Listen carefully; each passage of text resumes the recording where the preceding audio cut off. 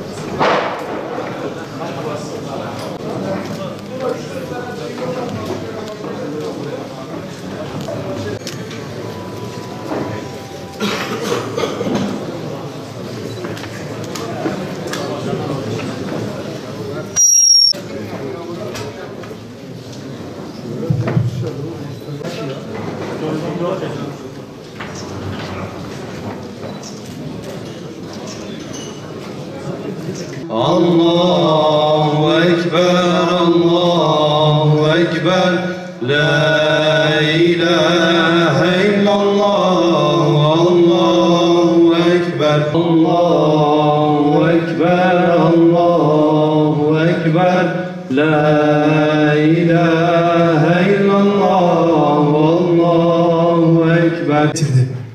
Ve bizlere huzur dolu, barış dolu bu günleri bahşettiği için Yüce Allah'a ne kadar hamd edersek azdır.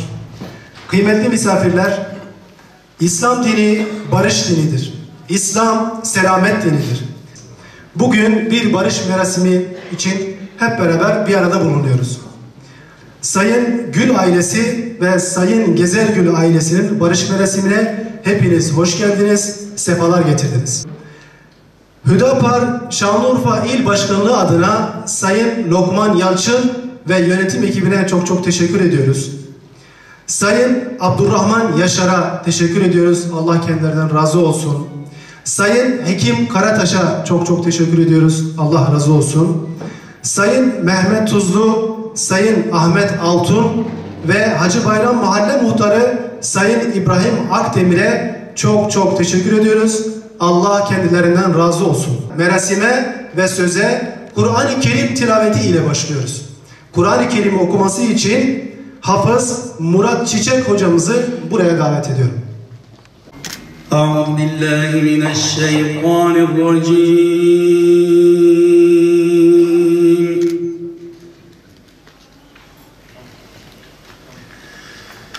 Bismillahirrahmanirrahim.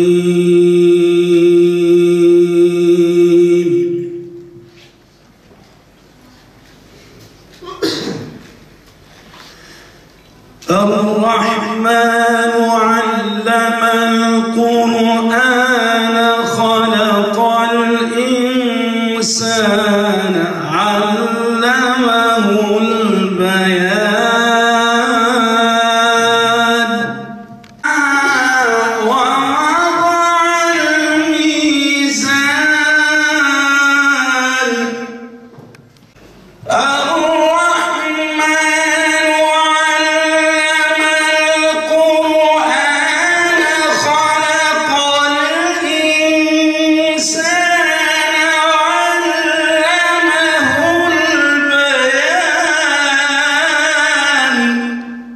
Ve açılış konuşmasını yapmalar üzere Hüdapar Şanlıurfa İl Başkanı Sayın Lokman Yalçın'ı buraya davet ediyoruz. Bismillahirrahmanirrahim. Elhamdülillahi Rabbil alemin. Ve salatu ve selamu ala Resulina Muhammedul Emin. Bütün insanlığın ve mahlukatın Rabbi olan Allah bize böyle merhamet ediyorsa, bizler de yeryüzünde yaşayan insanlar olarak birbirimize merhamet etmek zorundayız. Eğer bizler birbirimize merhamet etmezsek, eğer bizler birbirimize şefkatle, merhametle birbirimize bakmazsak, birbirimizi kardeş kabul etmezsek, birbirimize sarılmazsak, emin olun Allahu Teala da bize merhamet etmeyecektir. Allah'ın rahmeti üzerimizden kesilecektir ve huzur ortamımız bitecektir. Merkezimize insan ve adaleti koymak zorundayız. Biz merkeze insan ve adaleti koymuş bir hareketiz. Neden insan ve adalet diyoruz? Çünkü dikkat edin, Allahu Teala insanları eşrefi mahlukat olarak yaratmış. Adil olmak zorundayız. Allahu Teala bizden yeryüzünde adil şahitler olun diyor. Ve bizler adaletle hükmetmek zorundayız. Adaletin kaynağı haktır. Adaletin kaynağı Kur'an'dır ve Resulullah Aleyhisselatü Vesselam'ın hayatının ta kendisidir. Mal, can, din ve akıl ve nesil emniyeti güvence altına alınmak zorundadır. Yani bunun gerek özellikle devlet en başta olmak üzere toplumun tamam bütün katmanları, aile, birey ve fert olarak bunların güvence altına alınması memleketimizin, insanlığın, toplumumuzun huzuru için. Ve bunların teminat altına alınması için biz elimizden gelen mücadeleyi vermeye devam edeceğiz. Bizler Müslümanız. Bizler Allah'a ve ahiret gününe iman etmişiz. Lütfen Allah rızası için. Ne kadar ihtilaflarımız varsa, ne kadar husumetlerimiz varsa kaldıralım, bitirelim, kardeş olalım, barışalım ve adaleti tesis edelim. Ve ben buradan özellikle Gül ailesine, Ahmet kardeşime, babamıza, amcamıza sonsuz derecede teşekkür ediyorum. Allah razı olsun. Emin olun ilk günden bu yana bizi kırmadılar. Hep barıştan ve sulhtan yana oldular. Allah onlardan razı olsun. Rabbim onlara sabır versin. Vefat eden kızımız zaten cennetin çocuklarından bir çocuktur. Rabbim biz cennette hepimizi bir araya getirsin. Temennimiz odur. Ve ben buradan basın mensuplarının huzurunda, hepinizin huzurunda ben Urfalı vatandaşlarımıza, Urfa halkına, kardeşlerime bir tavsiyede bulunmak istiyorum. Allah rızası için Gül ve Gezergül ailesinin bu sulhu, bu barışı Urfa'mızda örneklik teşkil etsin. Ve şu anda husumetli olan maalesef Urfa'mızda biliyorsunuz, emin olun bu ihtilaflı meseleler çoktur. Bu husumetler çoktur. Arazi meseleleri çoktur. Buradan ricamı sesleniyorum. Husumetli olan bütün ailelere, Gül ve Gezergül ailesini lütfen örnek alın. Allah için. Bu bir erdemliliktir, bu bir onurdur, bir şereftir. Bugüne şahitlik ettiğimiz için Allah'a hamd ediyorum.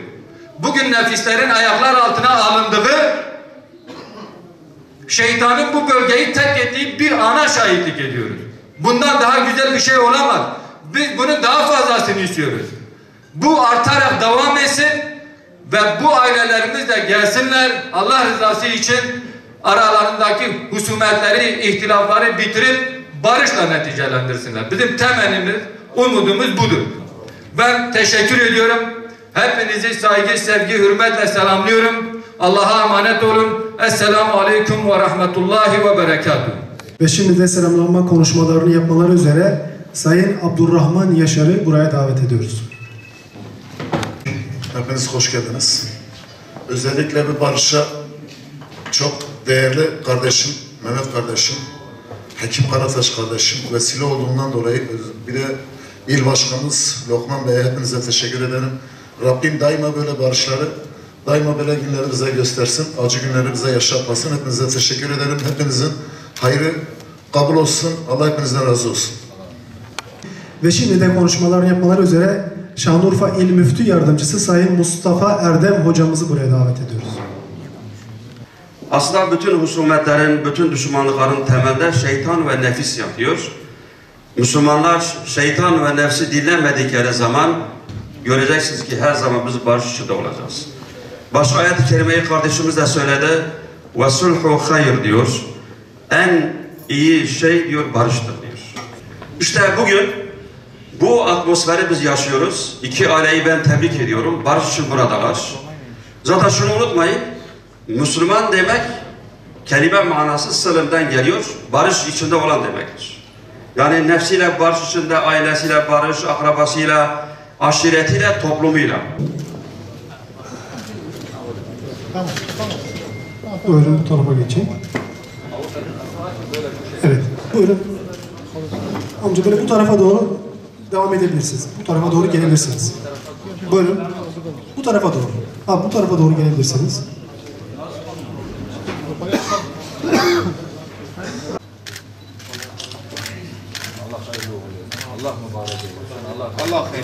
Evet, aileler Kur'an-ı Kerim'in altından geçerek, Kur'an-ı Kerim'i altından geçerek yerlerine geçebilirler. Böyle bir merasimini yapalım. Allahu Ekber, Allahu Ekber, La ilahe illallah, Allahu Ekber, Allahu Ekber ve lillahil hamd, Allahu Ekber ve lillahil hamd. اللهم يا ربنا تقبل منا إنك أنت السميع العليم وتب علينا يا مولانا إنك أنت التواب الرحيم واعف عنا يا كريم واغفر لنا يا رحيم بفضلك وجودك وكرمك يا أكرم الأكرمين رب العالمين senin rızan için bu barışı sağlamak için burada toplanmış bulunuyoruz. Bu barışımızı mübarek, hayırlı ve daimi kıl ya Rabbi. İlahi ya Rabbel Alemin, dinimizi sahipsiz, milletimizi vatansız, kulaklarımızı ezansız, ticaretimizi kazansız, kabrimizi nursuz, kalbimizi imansız, sıhhat, afiyet, birlik ve beraberlik nasip eyle ya Rabbi. Daima barış içinde olmak üzere Allah rızası için Lillahi Teala El-Fatiha.